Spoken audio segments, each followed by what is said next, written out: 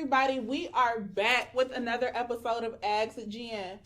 Y'all have again show out with the questions. There are so many. Y'all got a lot of problems. So we got a little friendship advice. We have some financial advice and we have some relationship advice. So if y'all ready to ask, I'm ready to answer. Let's go.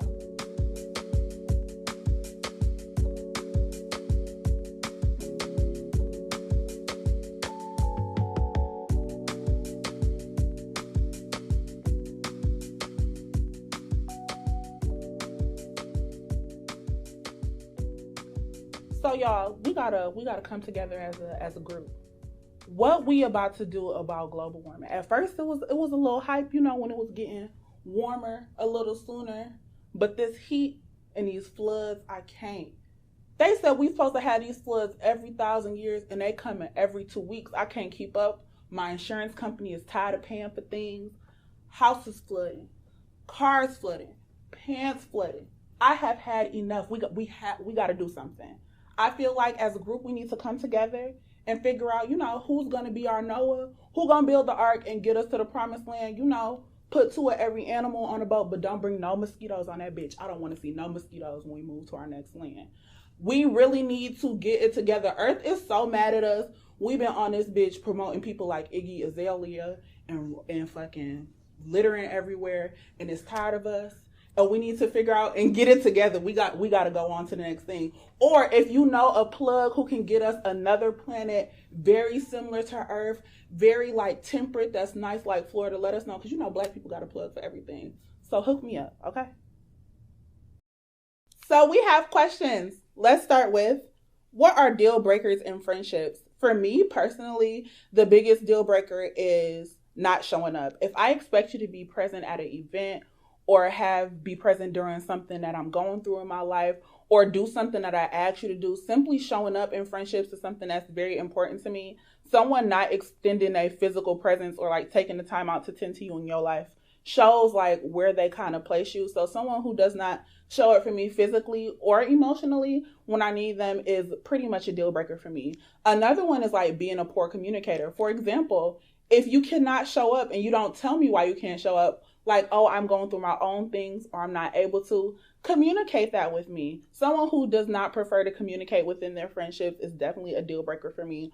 Also, someone who does not know how to maintain their other relationships and have friendships as well is a very big deal breaker for me. So if you cannot be a good friend to me because you got a man, or you cannot be a good friend to me because of other things that are going on in your life and you don't communicate that with me, I feel like that's another deal breaker. But I feel like those are the ones for me. Like, I hear people say like really petty things like, you wear a better outfit than me to my birthday dinner, be a deal breaker. Like, I'm not that type of person, but just figure out what that is for yourself. Hi, Jen. I want to shoot my shot to this guy in my online class. We had a group project together and now class is over. He fine. Girl, you have his email. Email him. Tell him, hey, we was in this class together. We did this project together. This is my social media. If you look cute, upload some real cute pictures before you give him your email address with your Instagram in it or whatever social media you have, and shoot your shot. What's good is, at least with an email, there's no like deliver red, so he can't leave you on red or nothing like that. Hopefully he finds you and y'all get together. Hi, Jen. I would like your assistance with the resignation letter. Fuck that job. The work environment is toxic, but I would like to let HR and the managing partner know. I feel like the main thing I would say is if you have any allies at the organization, so any people who are within management or in your department who can sing your praises or say good things about you, I suggest that you get their outside organizational contact information first. That'll be the main thing. Also, I feel like, especially in a position where you want to talk about managing partners, discuss with them explicitly the things that you experience and use examples of other people in your organization who have possibly experienced the same thing. So within your resignation letter, they are able to pinpoint those faults and hopefully fix them for the future. Because I feel like if you're leaving a toxic work environment, that did not start with you. So make sure that you are able to highlight the places in the organization where they could strengthen themselves, and make sure that you let them know possibly, name names. Who did what? So I hope that's helpful, and good luck on finding a new job. I had a vivid dream about my dude being intimate with his male best friend. I don't want to accuse him or sound crazy. How would I suggest I approach the conversation of sexuality with him? One, I would suggest that you do not approach a conversation about sexuality. I suggest you approach a conversation about his dream. This is an imagination of yours. These are not facts. Also, you need to discover within yourself, what are you prepared to do if your partner does have feelings for the same sex? Is that something that you all are going to navigate as a couple, or are you going to sever the relationship? Once you find an answer for that, I feel like you can understand how you should approach the conversation. But whatever you eating before bed that's making you have these freaky deaky dreams, slow that down, honey. How do you learn to balance a marriage/serious relationship, being a mom, and still having somewhat of your own life without feeling guilty? This is my favorite topic because I never feel guilty. Do you know why? There are two parents that have a child, a mother and a father. Everything that is within all of your relationships, your partnerships, and motherhood is not completely on you. It takes two people. So if you are able to have a partner that you're able to depend on, to be a good parent, to be a strong partner, I feel like these things are very easy to navigate. If you have a partner who is not as supportive, who does not feel like they have to carry the same weight as you and to maintain these relationships, I feel like there's a conversation that needs to be had about your expectations of this person. And if this person cannot meet your expectations, see what you guys are going to do moving forward. Because not being able to depend on your partner to carry on their end of the relationships does not seem sustainable. So figure that out next. Why do men have to pay all the bills? Is that how you and Dan handle it? Men have to pay all the bills because of something called patriarchy. Men run this country. Men have created all the rules. So unfortunately, as things have gone down the line, they are now suffering from these rules. Men do not have to pay all the bills. It is expected for you to pay all the bills, but do you have to? Absolutely not. You don't have to do anything. So, do you have to pay the bills in all of your relationships? Ask your partner. Is that how Dan and I handle it? No. I pay plenty of bills. I came to this relationship with a lot of bills, my own credit cards, my own student loans, my own car insurance.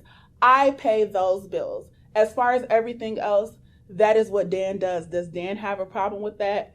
Absolutely not. Thank you for asking.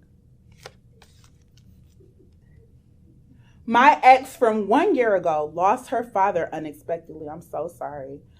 We are just getting back to the point of talking after I was wrong multiple times, but things are finally cool between us. Okay. I still want to be there for her, but I am currently in another relationship. Should I tell my current partner what is going on? Should I just leave it alone and send a card? What would Jenn do? Please help. Thank you.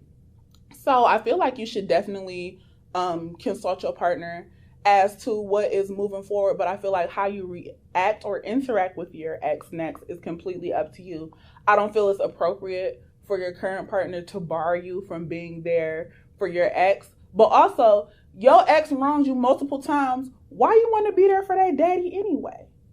What you gonna do with this ex once y'all get back together, when y'all talking about the situation with they dead daddy? What y'all gonna do next? Like, if you try to get back with this ex, I feel like go ahead, support them, be with them during this time that they need support. But I feel like consult with your partner, see what they ask you to do, and whatever your heart tells you to do, move that way. I'm not going to tell you not to be there for someone who had a loved one that passed away, but whatever you do, make sure you consult your partner first. I want to find ways to experiment with an open relationship, but I don't want to make my nigga uncomfortable, nor do I want to lose him. How do I approach this situation sensitively? So one, this is interesting. This is a very unique situation. I read a lot of books. I watch a lot of TV.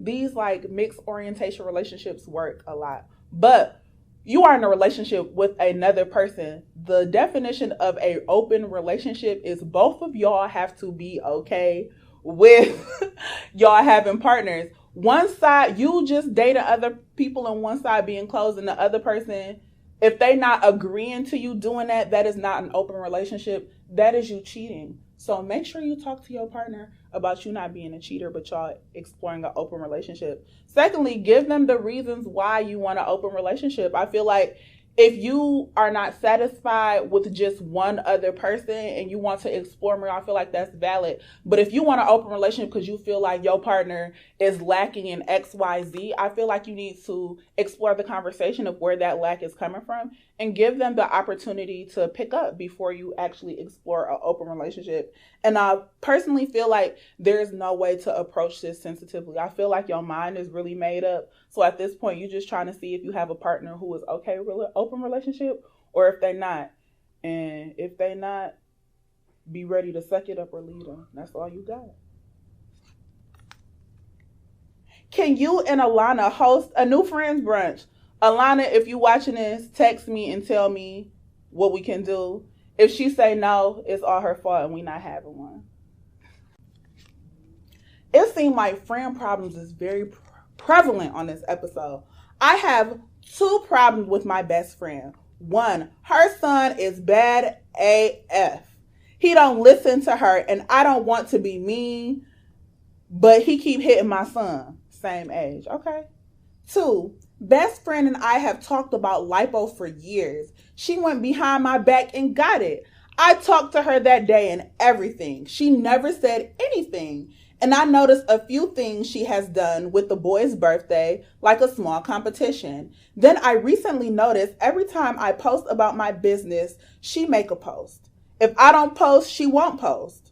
I don't know what to think. I love my friend, but between her son and this jealousy secret competition she has going on, what should I think? This is a very loaded question with a lot of layers. Thank you so much for feeling like I'm competent enough to answer. So, 1, her son is bad and don't listen to her. You cannot do anything about the way that someone parents their own child, but what you can do is talk to her, not even friend to friend, mother to mother, that your child is not about to keep putting their hands on my child. Whatever y'all do moving forward, whether y'all just make sure y'all don't link up without the kids or y'all keep the kids separated from one another, your child's safety is primary. If you feel like her son is continuing to hit your child and it's becoming a problem, you should probably make the executive decision to keep your child away. Because like I just mentioned before, you cannot control what other people do with their children. Secondly, about the secret competition and jealousy amongst your best friend. For this to be your best friend, y'all plan to get lipo together and her getting lipo behind your back. It seems like her actions are very intentional. The things that she is doing and keeping you in the dark about is very personal to you and her's relationship. So if you want a friend that you feel like is jealous and in competition with you, by all means, I feel like you should continue this friendship. If you want to restore your relationship with your best friend, let them know about all of these instances. You have given me some very good examples. All these instances in which that you feel like they are in competition with you, are jealous of you, and just not being a good friend. If you address those things to your friend, they're willing to fix their ways and move on, absolutely restore this friendship. If you feel like they want to place blame, are not taking accountability, or do not see the things the same way you see them, you might have to just separate from them. And that's the natural order of things. Sometimes people just grow apart and some friendships cannot be restored. I just hope that you are ready and prepared for someone who is possibly jealous of you to be your friend for a long, extended period of time, or ready to separate your friendship with this person. Thank you so much for asking. So don't forget, the link for Ask Jenn is in the bios of all of my socials. Continue to ask me things. We want to keep this up. We want to keep this going. Ask me anything. Fashion, beauty, career, relationships. You want it? I got it. Before you do anything too crazy this week, make a bad decision, bust the windows out his car, cuss their mama out, think, what would Jenn do?